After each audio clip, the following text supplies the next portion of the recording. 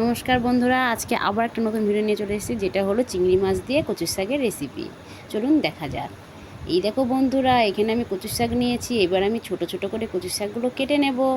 এই যে আমি ছোট ছোট করে কচুর শাকগুলো কেটে নিচ্ছি। দেখো বন্ধুরা, এইভাবে কেটে নেবে। এই যে সব কেটে নিচ্ছি ছোট ছোট করে। এই যে আমার কাটা হয়ে গেছে।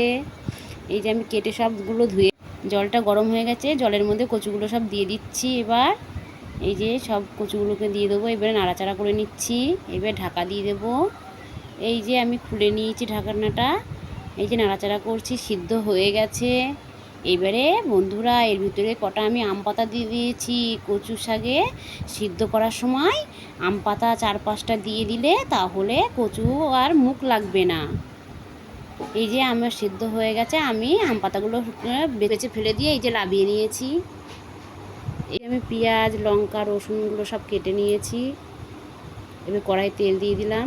তেল গরম হয়ে গেছে। এবার আমি চিংড়ি মাছ কটা ভেজে নিচ্ছি। চিংড়ি মাছ ভাজা হয়ে গেছে। এবার আমি কড়াই পেঁয়াজ, লঙ্কা, রসুনটা দিয়ে দিচ্ছি।